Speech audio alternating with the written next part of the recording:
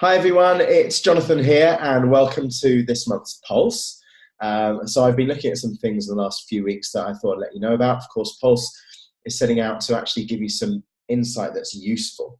You can do things with it. So I'll add some advice onto each part and see if this can help. So I've been looking from the auto perspective, in the automotive world.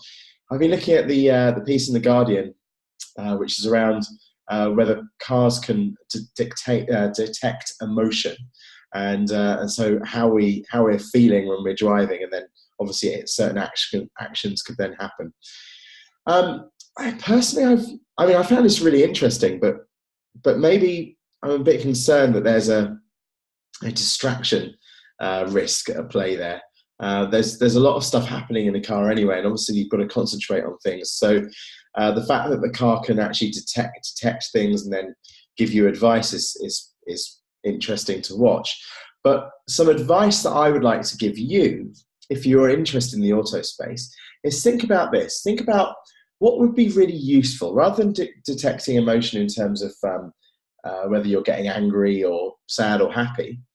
What about if a car can actually look out for illnesses? Let's say as you're touching the steering wheel, maybe there's something that could be transmitted through from your sweat or your skin through the steering wheel that can maybe detect, I don't know, some diseases of some sort. So something that's really super useful. And then of course the question is how that information can get to you whilst you're not driving, because that might be a bit of a shock. Anyway, so that's on the auto side. From the education perspective, I was really interested this month in what MakerBot are doing. Now, I'm a massive fan of MakerBot.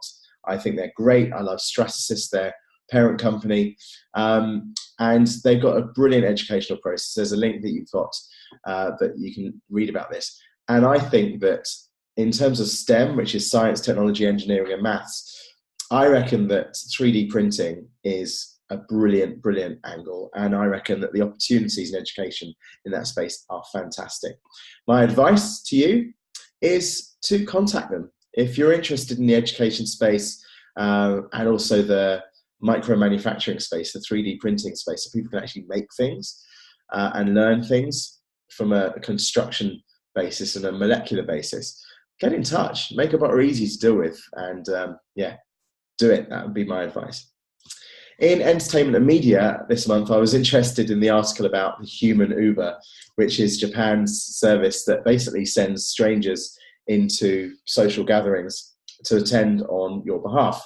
So literally by strapping an iPad to the face of a stranger who has been hired essentially to attend things, and then on the actual pad itself, then the person, the client essentially is seen. Now, it's a bit of a crazy idea, and the article in Design Taxi is something that you should read. But my advice is, how about, if you wanted to innovate in this space, how about reverse it? How about looking at innovations that enable you to only see what you want to see, rather than innovations that actually you don't need to be somewhere to be seen? I'm thinking about what would happen if you could actually implement an augmented reality, so you can construct a world and view at certain times that you'd need to, that actually could, like for instance, if you think about speaking, professional speaking, right, and you could, Thought Expansion Network is a home of some of the best speakers. Imagine if you're trying to be a better speaker, that you could actually put some form of lens on that could simulate an audience. So you can actually practice the feeling of being in front of an audience and actually see that. Anyway, so my advice is think about those things in reverse. On the financial side of financial services, I was looking this month at the WeForum article about cryptocurrencies and DNA. Now, I can't overstate this, that the DNA world, this is a whole new marketplace. Your DNA is going to be not just one industry vertical, but across all industry verticals and new industry verticals of yourself. And your DNA, the construction of people, is where there's going to be a lot of innovation moving forward. And it's kind of like the ultimate marketplace. Now, in the article that you've got a link to, the Reforum article, you've got to check out a company called EncryptGen. I think they are rocking it. Look into them, look them up online, see what they're doing. They're so far down the line in this space. I think they're wicked. My advice to you would be this. What's your DNA strategy? What's your DNA strategy from a business perspective? Obviously, you've got one from a health, personal perspective, but what's your business perspective of DNA and privacy? So that's the questions that you'd need to ask yourself. Moving on to fashion, this month I was looking at the Guardian article around Spotify fashion. What they're really saying is that how you can rent your clothes. There's an article that you've got linked to, and it's kind of saying, you know, walk-in closets could be totally obsolete because you can just subscribe to brands like Dior or Prada. Now, my advice would be this.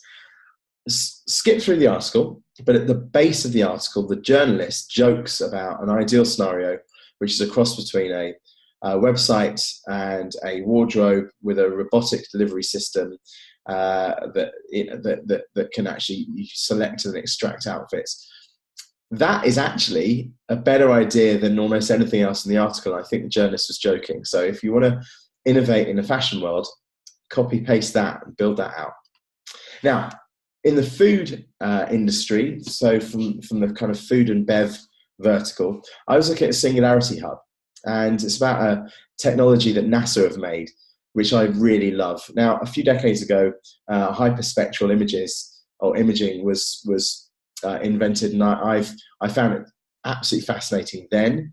The ability to actually through light onto a pixel be able to actually get information such as pH levels, color, tenderness, lean fat analysis, protein content. But if you add digital imaging and computer visioning and spectroscopy, and then the technique of acquiring chemical information from the light of a single pixel, you end up with this brilliant ability to, through imaging, through light and through vision, analyze everything around us.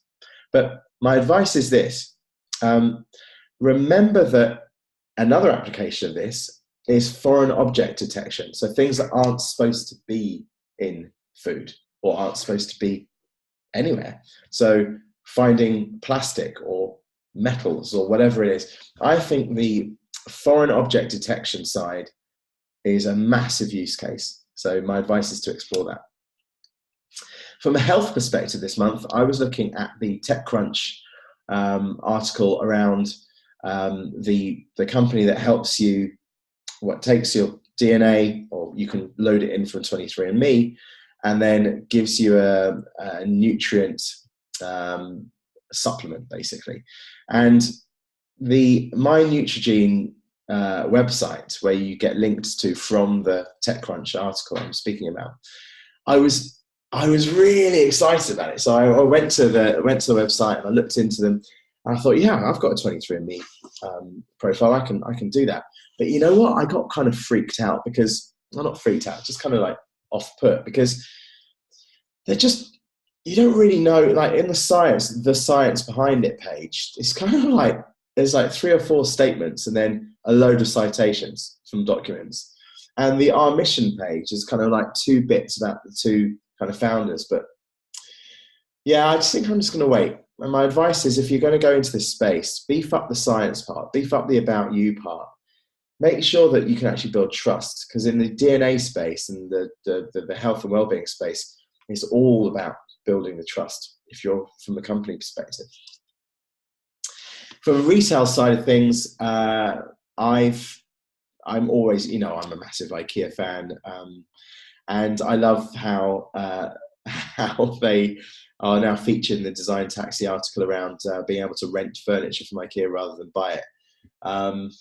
There's a quote from the CEO, who's a friend of mine, Jesper Broden from IKEA, who quite rightly points out that actually some people don't necessarily want to buy furniture. And in the same way as kind of ownership is a thing of the past in many industries, that spans to furniture as well. My advice is, do look at trends like transient ownership and rental, and see what that could apply to other things. So, we saw it ride sharing and room sharing and Airbnb, but now what about furniture sharing, etc.? And you can go forwards across different use cases.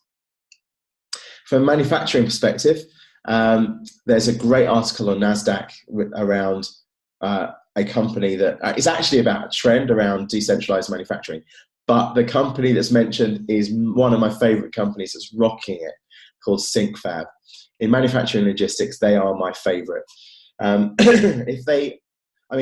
You can look into SyncFab online, but if nothing else, look at SyncFab's value proposition and build your own value proposition this good, right? I'm going to read you out the value proposition. The value proposition of SyncFab is that by connecting supply chain purchase managers with those underutilized smart manufacturers with advanced CNC machine shops, many domestic advanced factories are becoming more accessible and more productive, and procurement costs are lowered. So it's, in one statement, fixing 4 different massive problems in manufacturing and logistics. And I swear, when SyncFab actually start integrating 3D printing into this stuff, they're going to go through the roof. And so, yeah, that's what I would look. My advice is create a value proposition that actually is hitting multiple different needs.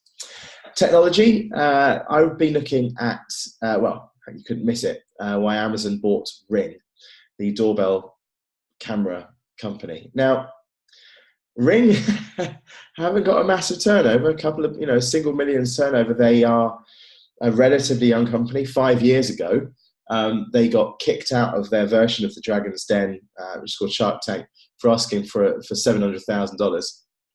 Sold for $1 billion to Amazon. That's been a pretty good 5-year return. But why Amazon bought them, I'm interested in. There's an article that you've got linked to from Bloomberg that is kind of points out that, you've got Amazon Key, Amazon Echo, but I also think it was an acqui-hire. I think that Amazon bought the people in Ring. And so my advice to you is, if you're a company in the home arena, in an area that isn't necessarily saturated yet, now's your chance, because Amazon are buying. And the more stuff they can get interconnected in the home, the more stuff they can actually sell into your home. So that's something you might want to position yourself as.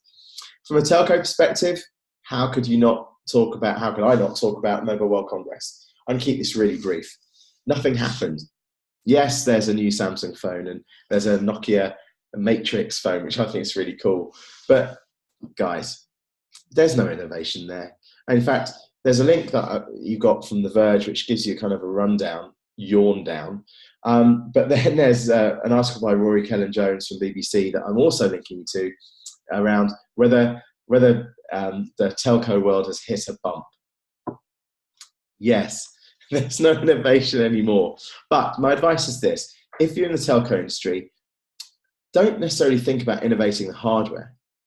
Maybe innovate something that's far more around the platform or the software. But even then, at Mobile World Congress, there wasn't very much innovation in that area. So I think it's ripe for disruption now. From a travel perspective, and to finalize this post, I've actually got 2 for you, because I can't choose between them, and I have to tell the second one I had to include. So the first one is from which is you've got a link to. It's a Skift article around smart hotel rooms.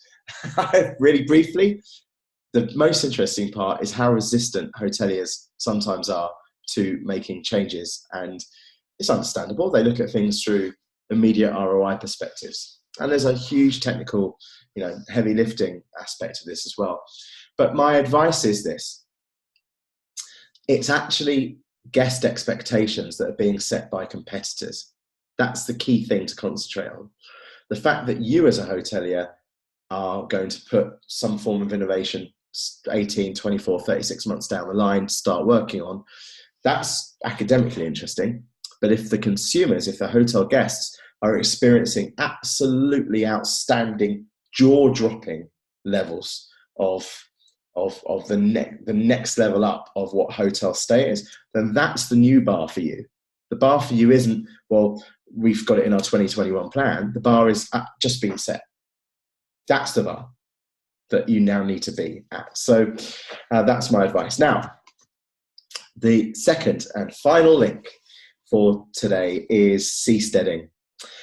I have been harping on about seasteading in public for years. People thought I was absolutely insane for many reasons. But the first nation is likely to be now about 2 years away. And I love it. You've got to read the EWAO article that I've sent you about that. It's excellent in every single way. New societies. By the way, one of my favourite books of all time is by Joe Quirk, who's the president of the Seasteading Institute, and the book is called Seasteading: How Floating Nations Will Restore the Environment, Enrich the Poor, Cure the Sick, and Can Liberate Humanity for Politicians. Buy the book. The Kindle is 10 quid, or equivalent in other territories.